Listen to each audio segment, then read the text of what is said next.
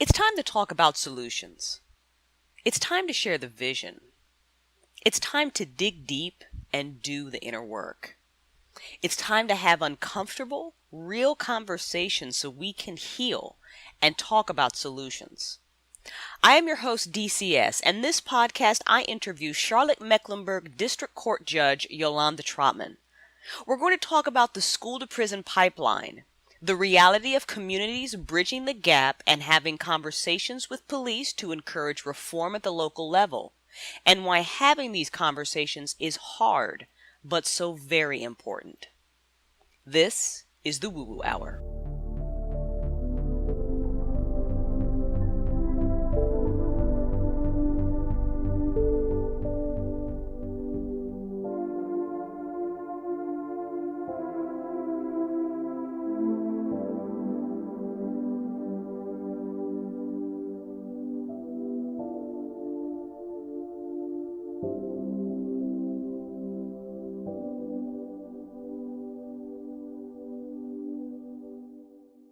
Hey, everybody. Welcome to the WooWoo Hour podcast. I am your host, Crystal Storm, a.k.a. DCS, a.k.a. WooWoo. It is a beautiful July 28th. It's hot, y'all. It's crazy hot. I don't even know what's going on right now, but it's hot. I like the heat, but this is a little cray. Woo! And I don't like cold weather, but I'm almost looking forward to a little bit of it, like a little bit. I don't want there to be a nor'easter down in Florida tomorrow, and you asked for it, and there it is. Nah, don't get it twisted. Like a little bit. 100 degrees is a little hot. 92 degrees is a little hot. That's a little much for me. But anyway, so I hope you guys are staying cool and all that kind of good stuff. So I really enjoyed the conversation that I had with Judge Yolanda Trotman in this podcast. I really want to jump into it, so I'm going to give you guys some really brief announcements, and then we're going to go. It's a very real conversation. It's a very honest conversation about the school-to-prison pipeline, the issues, and how hard it is to open up a forum to have the needed conversations that people need to start having. So, I just really can't wait for you guys to hear the interview, and you're going to in just a few minutes. Quick updates to find me on live radio as always. Tuesday nights, Skywatchers Radio. We have a new night, new time. Skywatchers Radio, 11 p.m. on Tuesdays for all my UFO, paranormal conspiracy theorists. That's where it's at. Sundays, Women in Hoodies, as always, with my amazing co-host, Julie Myers, a.k.a. Plucky. That is 12 Eastern. I hope you guys are enjoying all the content over on the blog, all the creative stuff. Still rolling, still rocking and rolling there. Have been a little distracted with what's been going on, kind of real world stuff, current events, politics, not even a little bit there. So we're back on track with all that. People can look forward to my Twitch TV channel starting this Saturday. That is, watch my Twitter feed, watch my Facebook feed, but this Saturday I want to start doing my live Twitch TV so you can start gaming with an author. That is coming up. More importantly, I am really pushing forward the Tell Our Vision News Network. I see a need for us to be talking about solutions, and they need to be mainstream. I think one of the biggest problems we have right now is that we can't tell our vision. We can't see the vision for the solutions that we know we want to have. We have been so stuck in the same old, same old. It is very hard for us to see past that. And that really needs to be the conversation. Those types of stories need to be mainstream. And what people need to realize is a lot of it is already being done. There is so much that goes on behind the scenes that goes on unnoticed that people don't hear about in communities, in cities, and I would encourage those places, if you are affecting change, if you are tackling some of these very serious problems locally, be more vocal about your solutions, how hard it was, how successful it was, kind of the do's and don'ts, because people need to see it, because they don't realize that it's out there, and it is. I spent a great deal of time yesterday doing a lot of research, not just on Build a Better Block. If you guys haven't heard that TED Talk or not familiar with that organization, please go and check them out. Build a Better Better Block is great, but they are one of many organizations, communities, cities that are taking steps to tackle issues and solve them at the local level. It is people power at its finest, and I would really encourage people to start making that their mainstream news so you can start seeing the solutions instead of us just bitching about the problem, because it's not enough. It's not enough. I want to also encourage people. I know that we're in an election year. And look, you want to advocate for a candidate, you want to vote, all that good stuff. Absolutely do it. Whatever you feel is like your civic duty, please do it. But I want to really caution people about being so divisive. Spitting talking points at each other, and if you don't do this, then you're not that. I mean, we're really shutting down levels of communication when we need to find that sense of unity. And we can find that sense of unity if we look for the common ground. I would say that I think the majority of us want the same things. I really think we do. We just may have differing views about how to get there. And I think if we start having these local community-oriented conversations, just in our families, in our churches, in your meetup groups, in your Facebook groups, on your Twitter page, wherever it is that you are congregating with your tribe, with your clan, with your people, start having these conversations about where is the common ground. If I'm a Democrat and you're a Republican, where is our common ground? How can we find that common ground? And then once you realize that you do have that, then talk about the reality of solving some of these issues at the local level. Because regardless of how you feel about any of the candidates, it can't stop with a vote. It just can't. It can't stop with a vote or without a vote. The real work is going to be done by us. It has to be. That's just the way this works. So really us digging our heels in the sand and just being Democrat, Republican, Independent, Green Party, whatever it is that you are, and that's it, and then you only congregate with your people, it doesn't help. It really doesn't. We'll never hit the solutions that we want that way. So really we have to find a way to come together before the election, after the election. I said I'm off my soapbox. I'm done. Let's talk about this podcast. Not even talk about the podcast. I'm just going to hit the play button, let y'all listen to the podcast. It is the WooWoo Hour. I hope you enjoy it. Sound off in the comments if you did. Share it, like it, all that good stuff. Even if you didn't like it, it's cool. You can say so. I don't care. And that's it. And we'll see you guys next month.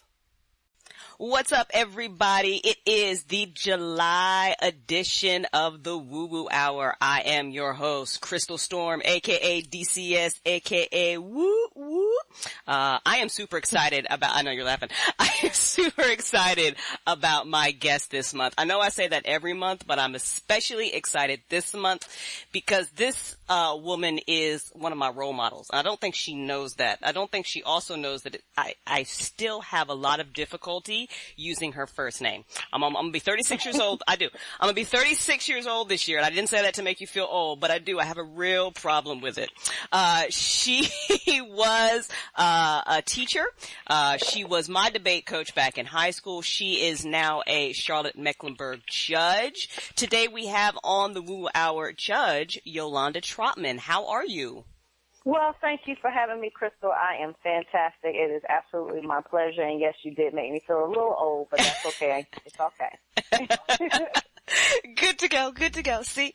Yes, Ms. Trotman, Yolanda, is responsible for at least 25% of my critical thinking skills. And she did not play when we were in high school, so I know she doesn't play now. So I'm very excited to talk to her about this topic that we're going to talk about today. With everything going on in the news, and all the problems that are kind of getting a spotlight shined down upon them, I think it's important to talk about, some of the finer issues and then definitely some of the solutions. And I think that Yolanda is one person who can really, really speak on that. So, Yolanda, go into a little bit about, your background, who you are and what you do and why you do it. Well, I am a North Carolina native. I came to Charlotte to attend UNC Charlotte as a teaching fellow, and was a history major and went to North Meck, of course, that's where we met, and was a high school history teacher, but also mock trial coach and debate coach. And don't let Crystal fool you. Crystal was fabulous in so many different ways. She was and still is a star. actually learned a lot from her. She doesn't know that, so don't let her fool you. She always has been awesome, and that's that. So, but I taught for 3 years, left, and went to law school. I wanted to be a lawyer since I was a little kid. It was kind of a natural progression, and I think coaching you specifically in those 2 mock trial teams kind of solidify the deal for me. So we clean that up. Went to Pittsburgh for we clean that mock trial up. Yes. Yes, we did. Yes, we did. And just amazing. And it's so crazy how things come full circle, because the 2 attorney advisors we had when I eventually came back to Charlotte, that's where I started, was at the public defender's office. So, went to Pittsburgh for law school. Had no idea I was coming back south, and left thinking that I was going to end up in Philly or New York or D.C. I thought I wanted to do corporate work or maybe be an agent. And none of that happened, because I discovered who I really am, I think, and law school really should do that. For most people who are serious about law, you kind of discover who you really are and where your love is. So came back to North Carolina on a whim, decided to sign up for the bar at the last possible minute, and came back, took it, by grace of God, passed it, didn't have a job. Couldn't get a job because I didn't go to a North Carolina school back then. It was all about being at a North Carolina school to end up at a big firm. Oh, wow. But, honestly, I learned through my 2 summers that I really didn't want to do corporate work. It just didn't suit my personality, but I still hadn't really found myself. So it was actually a former student of mine. You remember David, who was one of my assistant coaches. Well, I coached him. Then he became an assistant coach, and this is kind of where the student becomes a teacher, had interned at the public defender's office, and he reached out through MySpace. That's how long ago it was. Oh, my gosh. Like MySpace. MySpace. Back in the day. Yes. Oh, my gosh. Now I feel old. I'm sitting here going, what's I'm MySpace? pretty sure we didn't have to pay for internet, but I'm pretty sure it was dial-up back then. So. Oh, yeah. Oh, my God. I remember dial-up. Oh, no. So. He suggested that I apply at the public defender's office. Honestly, turned my nose up at it. Criminal defense wasn't my thing. Applied at the DA's office. They didn't interview me. So, ironically, the 2 attorneys back when I was teaching, one was still there. He's actually the public defender now. And you know what? My first day in the courtroom, I was very much intrigued. But my first day on my own, that was all she wrote. So, trials and courtrooms and all of that is where I really, kind of found myself, and that's where my love remained until I decided to run for judge in 2014, because I really wanted to change the atmosphere of what the courtrooms felt like. It was just a very different atmosphere then, and to be more community-oriented, because, it was and it is now my firm belief your job doesn't end at 5 o'clock. And if you are not actively involved in your community, working with kids. Kids need to see those positive role models. They need to be able to interact and see more than what they just see on television and in their neighborhood. So that's just been a really big push for me, along with the literacy piece and some of those other things, because, our court system, our education system are interconnected, good, bad, or ugly. Okay. Unfortunately, a lot of it's ugly, because when things aren't addressed in the classroom, then I end up seeing them in my courtrooms. And, that school to prison pipeline is real. We don't like to talk about it. We're talking about it more in our county, but nationwide people don't want to talk about it. It's uncomfortable. It talks about race. It talks about racism. It talks about those things that make people uncomfortable. Well, we have to talk about it because it's real, and it's disproportionately affecting our communities of color. So. And that's really what I want to talk about today, because, everybody is unfortunately very uncomfortable talking about racism, like you said. And the problem is that racism is very insidious. People like to think of racism like it's blatant, like the KKK. And unfortunately, that's just not the truth. What we're seeing now is unfortunately, it's almost like ingrained in us. And it's very difficult for people to recognize that they have that kind of bias, even if they don't want to. So it is important for us to kind of step out of the bubble. And we have to talk about it, because unfortunately, unfortunately, the institutionalized racism that still exists is having real consequences, and you are seeing those consequences firsthand. So for people who might not be familiar with what we're talking about, give us a brief overview of what the school to prison pipeline is. So let me first back up, because I think historically, some people just don't even understand the concept of race and where racism even evolves from. I mean, just historically, we're talking dating back to the 1500s. So we have to understand that race truly is a social construct. It is not genetic. We are 99.9% genetically similar, but race is the construct or the characterization that most often characterizes people based on the physical characteristics. That's your skin color, your bone structure, your hair type, all of that, which is, of course, different from ethnicity, which, talks about really how a group of people relate to a particular group, whether it's African American, whether that's Native American, or whatever the case may be. So I just think some people miss the boat on that, because I think people don't understand historically how race evolved, and that's a whole other show. But I think understanding that is really a social construct, and that genetically we're 99.9% genetically the same. So with that being said, like, the school to prison pipeline itself is a system of laws and policies, and more importantly, practices that have pushed students out of the school and into either the juvenile system or the criminal justice system. And North Carolina is unique in not a good way, that we're the only state that still charges kids at 16 as adults. It was just us in New York. New York just recently, I think last year, stopped doing it. We're the only ones left. There have been some House bills that have made their way there.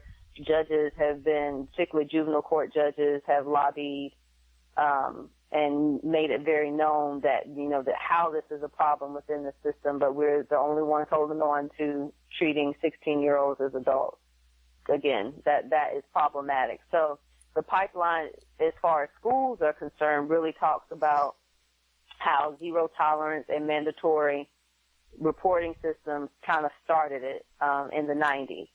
And so what happened is that when we started these zero tolerance policies, the assumption was that we would start to prosecute, kids for things like weapons, sexual offenses, some drug offenses, things that actually happen within the school, which makes sense. So that's where the whole school resource officer concept came from, to start to address some of those issues. That's not really the issue with the pipeline. Okay. Because at the end of the day, most studies show that those zero tolerance issues, those things that actually happen on the school and deal with safety issues, really only account from 3 to 5% of what we actually see within our system. Okay. The problem is those discretionary things, such as a fight at school or the assault, those aren't zero tolerance policies. Those can be handled internally. So kids get in a fight or there's bullying or any of those things are what are actually handled internally, either through into school suspension, out of school suspension, being sent to an alternative school, or ultimately being charged and then taken to court. That's the problem, because it's those things that require discretion is where the bias comes in, the implicit bias, and where children of color, specifically the studies point to African American students and boys specifically, are treated differently for the same type of offense. So that's where the problem lies, because we now know the implicit bias is very real and very measurable. And while on one hand, it validates what I think people of color have felt and explained to their kids and experienced for generations, that stuff that's not tangible, the rallies and the things that are outwardly racist, but it's the things that are implicit in terms of how people are treated differently for the same thing. There's studies that show it, that on one hand validate it, but also ends up creating a level of frustration of what can I do to help fix it? Because we all have it. We have to be honest. Right. We all have implicit bias. We all look at people, we make judgments out the gate. So this isn't a white thing or a black thing. We all have it. But the problem is that when we refuse to acknowledge it and understand it and start to stop before we make those decisions, is where it becomes systemic and affecting kids and affecting how people in the system are treated. So that was a Excellent overview and an understanding of what it is. So, let's talk about then, kind of the problems you see and how we can solve it. I mean, because you're talking about, especially in Charlotte Mecklenburg, 16-year-olds, and you said you had a very nice video. It was way too short, but you spoke at Now What? And I wish that more people were talking about, communities that get together and do something like this. So let me back up. What was that talk that you gave at Now What, and what is Now What? Okay, so Now What evolved from an organization, actually one person within the organization. His name is Randy Stitt, and he's a member of YBM Leadership Alliance, which is Young Black Man Leadership Alliance, which is a nonprofit organization here in Charlotte, founded by a gentleman by the name of John Martin, which is specifically designed to deal with addressing issues that affect young black males, but also creating continuity. So it's not just, there's a lot I could say, but it exposes young men to men who are certainly doing things in different parts, in different areas within the community. It exposes them to public speaking. It obviously encourages them academically. It grooms our young men in ways that are tangible and are real, and typically starts with 11th graders who get picked to be a part of the 100, as they're called. Academically, they typically will have to have at least a 3.0, and then they go through the program as juniors. They go through the program as seniors. They graduate through like a National Scholars Day, which, we do that all the time for athletes, but we don't do the same for our scholars. So, and they announce where they're going to college. And it goes beyond that. So there's a set group within YBM that are the ambassadors, and the ambassadors are more involved in terms of community and the luncheons and all of the things that they do as activities. But you have ambassadors who are in college now, who have now finished college, who are doing similar programs and starting similar programs in different cities. So there's so much that's going on within the program. But the thing I think that always sticks out with people who don't know about YBM is just how amazing these young men are. And I told them that night that they give me life, because I think, when at that particular event, which specifically Now What was designed to talk about, Now What? We had just got finished looking as a country at the murder of Sterling, at the murder of Castillo.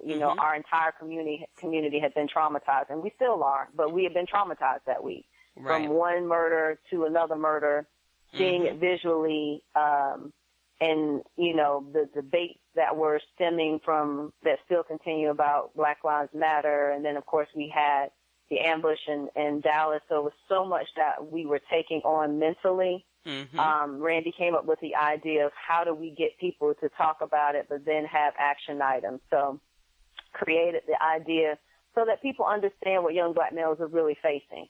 Not just what we assume that the young black males are facing, but these are kids who are labeled as making it, if you will. Right. They got the grades, they're in college, they're doing well, but they gave real, raw stories about things that they experienced in their own individual schools and within their communities and their frustrations. It was very eye-opening. So they did the first part of the panel. The second part of the panel I was on was a community panel, so it was educators, me, it was a police officer, a police captain, psychologist, there was a TV personality, and someone from the Urban League. So it was a wide range of people.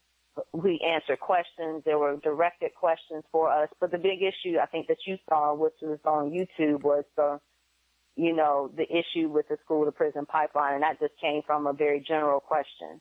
Okay. So, and then at the end, it was action items in terms of, so now what? Like, what do we do? What are things that we can do, everybody in this room, tangible now, today, to start to address some of these people? Because we can't change the stories that our young men go through all the time, but what can we do as a community in general to start to address some of these issues that we are hearing? So it's the first of many a task force is coming out of it. This will be, for it to have been on a college campus in the summer with 3 or 4 days of planning, it was an amazing turnout. I mean, it literally was packed, probably at least 200 people. And we just ran out of time. Lots of people had things to say. So I think, once future panels will be more community oriented. But, it came off the heels of our police chief having an open forum, dealing with police brutality, answering questions very openly and honestly with some other police officers. So very proud of Charlotte for what we're doing, but it's just Charlotte. Right. And there's so many other smaller cities and counties that just aren't even talking about it. So we're doing great things here, and Charlotte's a very unique city, but it's only one city. So hopefully we're hoping to at least get it out there so other communities are willing to take action. So we started to really answer that question. Now what do we do? Because the problem's not going to stop immediately. Right. So we now have to be proactive about things that we can do as a community to begin to hold people accountable, yes. but to hold our own communities accountable. Absolutely. Absolutely. I'm such a huge proponent of solving these problems at the community level because, that's where they're started and that's where the conversations absolutely have to have. So as a judge, as an educator, you worked in the school system, so you've seen the officers and how they handle students and, how the system works and that sort of thing. So how would you, from a school system level, I think, let's start there. What would be your recommendation? What would you say to these, these school officers who have to deal with something like two kids get into a fight on the playground? I mean, isn't that kind of the norm when you're 16, at some point?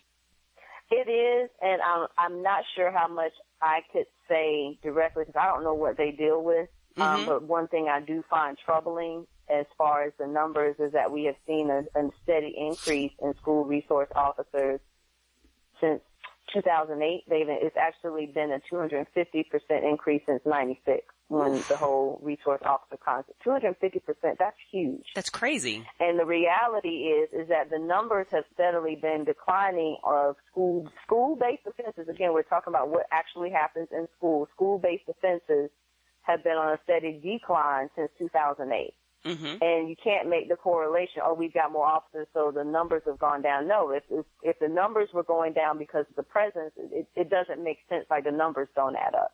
But what I would say to officers and really to administrators is that you have to be able to deal with a child where they are. And I don't know if officers really are taught how much more development of a child's brain that they have to have. The lobes are not, particularly the frontal lobe, is not really developed until 21 and really 25 if we're going to be honest. I mean, come on, what kind of craziness did you do at 16, 17, 18 up until the time that you were 21 that you didn't get caught for? Right. It's like night and day. Yeah, I mean, and this was pre-social media. Good Lord. Anyway. Thank God there was not social media whoa. Oh my goodness. I got enough trouble with dial-up. Oh my goodness. So glad there was not Facebook. I know, because this will be a totally different discussion. But I think that I think the officers can be advocates in their own way. But I think the ultimate decision in terms of whether a child gets charged for simple assault or they get charged for, like, they pick up somebody's phone but they give it back, but then they still get charged with larceny. And these are serious offenses that while in some cases a child can do something to earn a dismissal, but that's not always the case because that's in the discretion of the district. It's all cyclical because it's in the discretion of the district attorney. It's in the discretion of if they even qualify for counsel. Because in North Carolina, we decriminalized so many types of cases that people don't have the automatic right to appoint a counsel. They have to have a certain number of convictions, which is a totally separate issue in a soapbox. But I think, it's the discretion piece. Like the numbers don't lie. While particularly for African Americans, they're roughly anywhere between 25 to say 35% of the population, but and I'm really going to say more like low 20s, 25, 26%, but they account for at least 56 to 57% of the short-term and long-term suspensions. And these are for minor offenses. These aren't for the mandatory things like the weapon on the ground or weapon on school grounds or the assault, the serious assault. Not just fighting and carrying on, but like this assaults that result in serious injury or rape. So that makes sense. Right. Those kids are going to have to deal with being expelled or alternative school or whatever. I'm talking about the things that can be resolved in school, that can be resolved through student court programs or just figuring out what's going on with these two kids. You know, Right. it could be something as simple as maybe we need to change where do they have to be in the same class together? Like, what's the dynamic that's going on outside of the school? Mm-hmm. And that's where the community policing comes in. That comes in with the officers kind of knowing more than this is a kid kid X got involved with a fight with kid Y, and not digging deeper. So I would challenge them to dig deeper. You know, some things are out of their control. It's an administration call. You know, there's other things, but not everything that a kid does has to be prosecuted. We have to get away from that. Right. Like, it's so much of prosecute them, send them to court, send them to court. And there's got to be better alternatives, because we're getting kids as young as 16 that are now getting criminal records. And then you wonder why they can't get a job, even a simple job. And then you wonder why they have trouble getting into major universities, because they've got these convictions on their record. Right. Or they can't get them expunged until they're 21. It's just crazy. And that's what crazy. I'm seeing in my courtrooms that frustrate me. And I'm in criminal court. I'm not in juvenile court. I can't even imagine what they're dealing with in juvenile court. But these are the things that I'm seeing that are disproportionately affecting our children of color specifically in terms of how they're being treated. Luckily, we have discretion in terms of how we handle cases, but you'd be surprised some of the things I see that there's not anything I can do because I'm not an advocate, but Right. there's certain things that you have to bring to the attention of one side or the other, because it's just wrong. Like, there's got to be a better way that you all can work this out short of giving this kid a conviction. Right. There's got to be. You know, try hard or dig deeper, do something. This should be the last resort, not the first resort. So. Absolutely. Absolutely. You also said in your now what video, you know, that we need to, you know, unfortunately teach kids how to cope. So talk about the role of the parent in that, because I mean, you know, as a teacher, you've dealt with parents, and I think this is almost like a problem, you know, not just with black kids, but with white kids, is that parents unfortunately seem to be absent. And that seems to be almost like a growing problem, that, you know, you just shove your kid at school and that's that. And then, you know, you go away and you think that the school system's going to raise your child. And that's kind of not how it works. You know, I had a very active parent, and I see some of these kids getting away with stuff, and I'm just like, oh my God, where's your mom? Where is your mother? Mm-hmm. So, I mean, you know, can you speak just briefly? Parents get involved, you know? Parents get involved, but get involved in meaningful ways. Going to a conference twice a year is just not going to be enough. Our school system has, you know, ways to check up on homework and all that, to be more involved with the teacher, directly. But Mm-hmm. you would be surprised how fulfilling it is during a lunch hour to just come have lunch with your child. You know, that's not a doable thing for a lot of parents, you know, that work second shift and third shift. Right. But even if it can't be done during the school year, there's after-school programs that are fantastic. To come and read to a class, and I do a lot of that, and I had no idea how fulfilling it was, frankly, until I had the time, really, I made the time to do it. Mm-hmm. But, you know, especially with elementary school kids, reading out loud to children makes an impact in their ability to read, their ability to comprehend. I mean, there's so many smaller, tangible things, especially if I don't have children, so that's the thing that I do. I love going to schools and all types of things that I do in terms of working with kids. But it's that reading to a class and just having that interaction and asking them questions about what they read, and then you get them talking. Like, it makes a difference. You see them perk up. You can see it. And it's not just relegated to just the parents getting involved. It really does take a village. And I think we have shifted away from a willingness to stand in and speak up and to do that, just because I think the nature of society has changed. You know, kids, you know, I know. Anyway, but I just think, yes, get involved with your child. Don't make excuses for your child. Advocate for your child.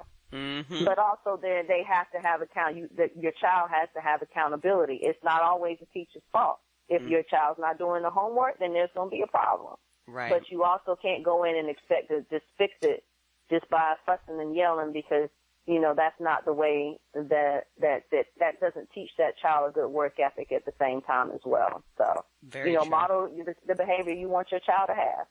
Absolutely. Absolutely. Let's talk about parents getting involved with police and this concept of community policing, because unfortunately it's a very, it's almost like an alien word when it should be very common. I mean, we should have these types of relationships with police officers. I think if community policing had been a bigger thing, Alton Sterling would have still been alive. There wouldn't have been a problem because they would have known. They would have gotten the call. They would have been like, oh, that's just Alton. He's always down there. Let me just go see and make sure everything's okay. It wouldn't have been the issue that it was. So, how can, because, and you're directly involved in this, so how can a community kind of start up those programs? I know that you said, in Charlotte-Mecklenburg, it was the police chief who did it. Can anybody walk into a police station and just be like, hey, can we have a discussion? Who do I talk to about this? Can anybody walk in? I doubt it. No. It really is. It has to be a team effort, but we also have to be honest that that's difficult. Mm-hmm. I think there is a sense of disillusionment, and rightfully so, because of negative interactions that certain communities have had with law enforcement. Mm-hmm. But I think creating forums where people can speak freely is the first step. So your chief has to be on board, and has to be a leader and, hold people accountable. Mm-hmm. But we also have to know how the system works, because while in our case in Mecklenburg County, if there's a police officer who is violating certain codes and has certain conduct, the chief can't fire him or her. They can put them up for termination, but it's the Citizens Review Board that actually makes the decision whether or not they get terminated or not. And then that board is deemed or is appointed by City Council. So it's a process. So it's not like any other job. You're not doing your job, we're going to let you go. There's a process. And, Chief and Deputy Chief Estes, I think that was there, and even Captain Campagna said the same thing. Sometimes they get sent back, and we have to deal with that particular officer. So that's part of it. But I think if a community is concerned, and I think all communities should be, I'm certain there are organizations, in our case it was NAACP, that just simply made a call and asked, can we do this? Mm-hmm. And it was a yes, and it was done. So I think that was particularly powerful because there was no moderator, there was no, predetermined questions. People just came and spoke from their heart. But you have to have an organization, you have to have a law enforcement organization that's willing and open to hear the criticism. And that, I think, is the problem, because some organizations just aren't willing to do it. You can put the call in, but that's where the media can come in. I mean, it has to be a concerted effort for people to really want to have those conversations, because the policies aren't going to happen overnight. I mean, that's just a part of the process, but people have to be able to deal with the frustration. Now, I will say that communities themselves can also educate themselves through churches and other organizations about how to deal with interactions with law enforcement, their rights, what the next steps can be, what you can do, things that are tangible that you can do to be able to address. And honestly, Crystal, that's the sad part. We shouldn't have to have these conversations. No. We shouldn't have to tell our young black men how to deal with a police encounter. No. And how they should place their hands and how they should behave. I know, even as a judge, I still get that pit in my stomach when the police get behind me, and I know I'm not riding dirty. Right. I know there's nothing to be concerned about, but I still react. Right. But I don't think that's necessarily a black thing or a white thing or a race thing, but I think people of color, because of the experiences that family members and friends have had, create that disillusionment. Absolutely. So I wish there was an easy answer, but, people have to be willing and open. And if you're in a community where that's not there, then you have to start to figure out ways to create that conversation. I think churches are a great way to start. Forums that, pastors, regardless of faith, I mean, this should be an issue that should be coming up because, it affects all of our communities. So. It really does. It really, really does. And I don't know if you can speak on this or not, but I mean, you just briefly mentioned about how you pit in your stomach. I mean, you're a woman, you're a minority, and now you're a district court judge. So kind of, let's get a little bit, how do you feel about everything that's been going on? How has it kind of affected you personally? Well, I can't speak to any particular case. No, That's no, you still have to do pending. I that. can't That's talk fine. about that. That's but what okay. I can say is that I get frustrated because I can't I can't always express myself the way that I want to express myself. I have to speak in general terms. Mm-hmm. I do know that, I'll give you a good example. So in April, I went to a race in the court session that our School of Government did for judges. Mm-hmm. And it was powerful. And I remember sitting there feeling, because I wasn't the youngest judge, but I was probably one of two or three who had just, been recently elected. But I'll never forget there was a moment where Song Richardson, I think she's from UCLA, she was doing a presentation on race and bias and all that, and how she was talking about how boys as young as 5 are associated with criminality. And I just felt like, oh my God, what in the world can we do? But she put up this slide, I'll never forget it.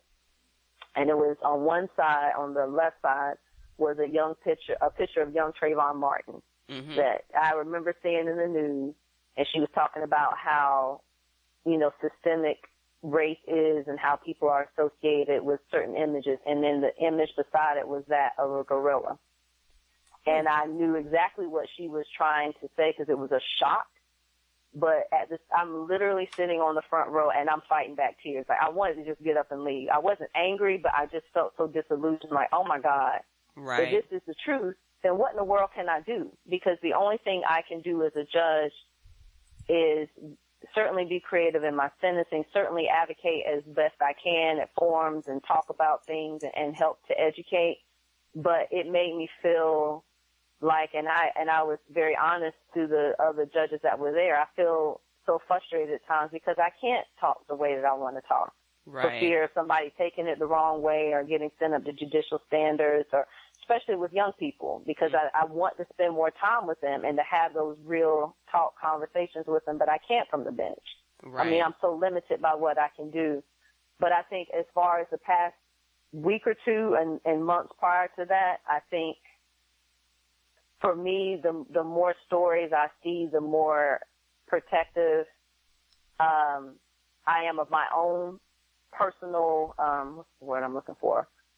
My own space. Like I have to have outlets. Mm-hmm. And it's made me more aware of the fact that I have to acknowledge when I start to feel traumatized. I remember posting on my personal page that, I know what emotional trauma from news events feels like. I've never felt that way before. Right. But it's traumatic, and you have to acknowledge it, and you can't allow yourself to feel defeated. And it's hard because as judges we take on so much all day long.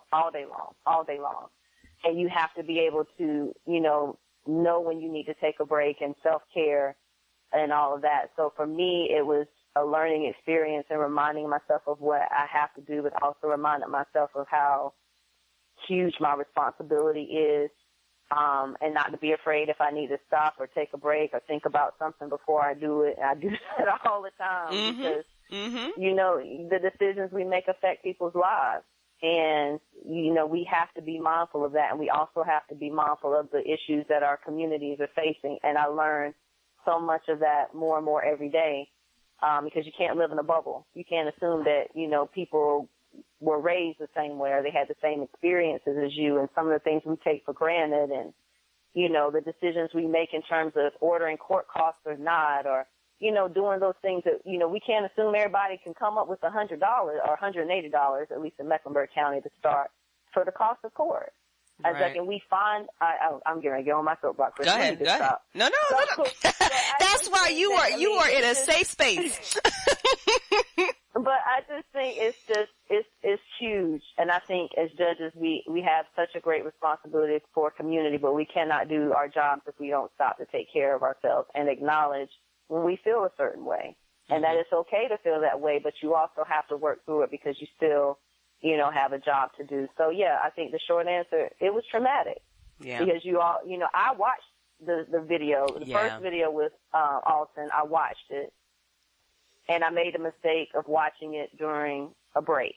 Oof. And so I literally had to take probably 45 minutes just to get that image out of my head. And then to see his son screaming and crying for his father and having lost my father and what that feels like. Oof. And then that night I saw the other video that showed the different angle And I just wish I hadn't. Right. Because, I really don't watch the news and I'm in certain courtrooms because I don't want to know anything about the cases. I don't want to know anything. I just want to go in and handle the case. Right. But it's traumatic. And I think, if you're not affected by that, then you should check your pulse, because it obviously affects all of our communities. It affects the Black community. But if you can see things and not feel like we have to do better and we must do better for each other as a community, then that's part of the problem and not part of the solution. So. Yes. Let me ask you, how do you feel about the Black Lives Matter movement? Do you think it's helpful? Do you think it's, it's a good conversation? Any critiques? I think yes and yes. Okay. I think we cannot afford to be dismissive of it. I understand why people say Blue Lives Matter. I understand why people say All Lives Matter, but I also understand that we cannot be dismissive of Black Lives Matter. It's more than just a hashtag, because the numbers don't lie. The numbers don't lie in terms of even with lethal force, even with non-lethal force. So I'll give you an example. The same day that I spoke at Now What, I did some research on not lethal force, because sometimes those numbers can be misconstrued, because the numbers show that obviously there's more white Americans, there's more white people who have been murdered by the police. Article you hear that all the time, right? But the reality is, for those numbers, even though the numbers are more, African Americans are obviously a smaller percentage of the entire community. So the number is actually greater. Right. Yeah, so it dismisses the problem. But what I found interesting is that the same study that came out from Harvard that said that blacks were not more likely to be a victim of lethal force only focused on 3 states. I believe it was Texas, California, and Florida. So it did not take into consideration whether or not racial bias was involved in any of the high-profile cases. It just talked about them in just basic numbers. But what was consistent is that African Americans were 17 to 18% more likely to be the victims of non-lethal force. That's being pushed, that's being handcuffed, that's being tased, all of those physical interactions, which I believe create an even bigger problem, because that's what creates a disillusionment within the community. Yes. That's what creates more distrust, because if you're more likely to be the victim of non-lethal force, that is going to shape how you view law enforcement. Right. I mean, that's just the reality. And I think when people ignore that, I think that's disingenuous to not understand that this is a real ise. Absolutely. And so I think when you see time and time again, and you keep seeing images of young Black men whose lives are being taken, it matters. It absolutely matters. And I think that being dismissive of it creates more of a problem and less of a solution, because if you can say all lives matter and you can say blue lives matter, but you can't say Black lives matter, then the problem you have is the word Black. So then if that's the problem, let's just be honest. Right. Then the issue that you have is dealing with the issues that are specifically dealing with the Black community, which is systemic, which is measurable, which is real. Right. So by failing to acknowledge it, dismisses it, and by dismissing it, it just perpetuates the problem. Yes. So. Yes. Unfortunately. And look, it's okay. You can change. It's all right. You can take those steps, but acknowledgement is so key. It's just so key. After everything happened, I attempted to have real conversations with people who were saying some, very, just heartless things. And I don't even think they realized that they were saying heartless things. And what I learned from those conversations was that people have an issue with their guilt. A woman actually said this to me. She said, she was saying it angrily, and I don't even know if she realized that she typed it, but she typed it. She literally said that I feel guilty. That's one of the reasons why she couldn't recognize, and she was so adamant about just dismissing everything, because it made her feel guilty. So, I mean, and that was an acknowledgement people made. I talked to another woman who had someone that she cared about was in law enforcement. And she was worried about them, and understandably after things, after, what happened in Dallas and then, tomfoolery, you steal your word, happened in Baton Rouge, against the police officers. So, it's hard to make those people understand that the reason that, aside from the fact of the danger that police face just daily from being a police officer, but now you have to deal with this because of the underlying issue that you don't want to address. Those cops wouldn't have gotten shot by that sniper if there hadn't been a protest that night, and there wouldn't have been a protest that night if Alton Sherling and Philando Castillo hadn't gotten shot 2 days, one right after the other. So it's not addressing that underlying problem that's causing all these other issues. Very quickly, I also have to ask you, because this is the argument that has been driving me crazy and makes me have to back away from my computer so I don't spread hate. I'm trying really hard not to spread the hate, trying hard not to be mad at people. But all I keep hearing is, what about black on black crime? In response to that argument, why are we talking about problems against the police when the real issue is black on black crime in black communities? What do you say to that? Well, I think if you really mean it, that the real issue is black on black crime, then I don't think that would. Okay, let me say this differently. If that's I know. So if that's the issue, then you're missing the point, because the point is, the issue is that we're citizen against citizen violence is real. But I think people who bring up black on black crime sometimes ignore crime statistics in general. And they ignore crime between other races, white on white crime, white people who have been shot by police officers, things of that nature. It's very different when we're talking about issues that are specifically involving violence or lethal force by law enforcement. That's a very different issue, because when you're talking about an issue that affects law enforcement action, which are designed to and supposed to protect and serve, and it is ending up in lethal force, it's two separate issues. It generally is two separate issues, because I think what people fail to realize is that a lot of the frustration within the African American community is that if John shoots Michael, and John is black and Michael is black, John, by shooting Michael, is going to be arrested. He's going to go to jail more than likely, and he may or may not convicted. The process works the way that it's supposed to work. The difference is that what we have seen, true or not, this is just the reality, is that if Officer Joe shoots Michael, then more than likely Officer Joe is not going to be arrested. He may not be indicted, and more than likely he's not going to be convicted for the very same act. And so I think the indictment on the system is where people get frustrated, where the same act can occur, but the results are very different. The chances of there being a conviction are incredibly low, in single digits, as opposed to someone else that is a citizen doing the same thing to a non-citizen. So it speaks to the frustration that how law enforcement officers are treated and viewed differently. It speaks to many other issues, but I'm sorry, that issue, if that's always the reaction to, well, what about black on black crime? I'm sorry, that's disingenuous to the root problem. Because a person who is shot, assaulted, whether it's manslaughter or murder or whatever, should be held to the same standard regardless of whether or not, it's a citizen or a non-citizen. Now, obviously, there's different standards to prove. There's state of mind. There's different legal issues that come out of that are very unique to cases where a law enforcement officer is charged with a shooting, a murder, or whatever the case may be. But the issue becomes, I don't want to get too far ahead of myself, but the issue becomes what the perception is and what the true issue is. Because we know how the system works in a situation where John kills Mike. But we also know what eventually happens and what the perception is if Officer John then in fact kills Mike.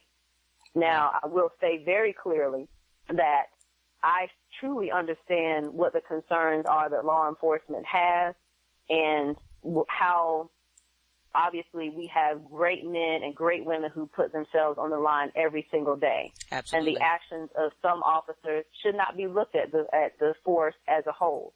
Period. I think we can all agree to that. Right. But the issue is the accountability. Who's going to be accountable? And when the perception is there's no accountability or very little accountability, then people have to understand that that's where the anger, the frustration, that's where all of this is coming from, because of the two different standards that perception is for one person or two different people doing the same type of act, but they get treated differently, and then the results aren't the same. Thank you for saying that. I think we have had an amazing discussion. I hope that people can listen to this and learn from it. I hope this is educational for people. And I hope that communities, really start taking the next step. I'm a big supporter of the Black Lives Matter movement, but I would love to hear, I'd love to hear and see more attention on organizations that are actually having the conversations where the forums are open. If you're a community that is actually, starting to have community policing, or you're starting to talk about it, you're taking those steps to kind of heal and figure out how to solve this thing that unfortunately we do have to solve. If you're a school system and you're trying to figure out how you can, stop taking these kids from simple schoolyard fight right to court, let's be more vocal about that. Let's talk about that more, because only by sharing these experiences with each other can we learn. Because we're unfortunately we're blindly trying to figure this out when it shouldn't be a problem anyway, but it is. So now we got to figure it out. So there we go. Yolanda, thank you so much for having this conversation with me today. Do you want to give a shout out to anybody? Anything like that? Well, I want to do a big fat juicy shout out if we're going to take it all the way back to North Meg Day. Do it. But I would say, I really would like to, just take a moment to recognize, one, all of those officers who do a great job every day in protecting and serving the community, to those judges who, understand and who recognize and understand their bias and have the courage to stop and pause and think before making decisions based on that bias. To those communities that are really taking the time to, address these issues head on, especially in Charlotte, officers, teachers, I've been through it, judges, assistant DAs have gone through implicit bias training. It's eye-opening. It truly is eye-opening beyond the historical context. There's a Harvard study out there that you can actually test your implicit bias. It's actually eye-opening as well. But and to communities that aren't afraid to speak up and who are leading the charge and not accepting business as usual, because we cannot continue to do business as usual. My friend Travis at that same event said, we have to stop hitting the snooze button. We wake up, we see something, oh my goodness, we react, we go back to sleep. And then we keep hitting the snooze button, We have to stop. We have to stop it. We owe it to ourselves, and we owe it to our children to do better. I just want to give you a big fat hallelujah, because that was wonderful. Wonderful. It was so good. Oh my goodness.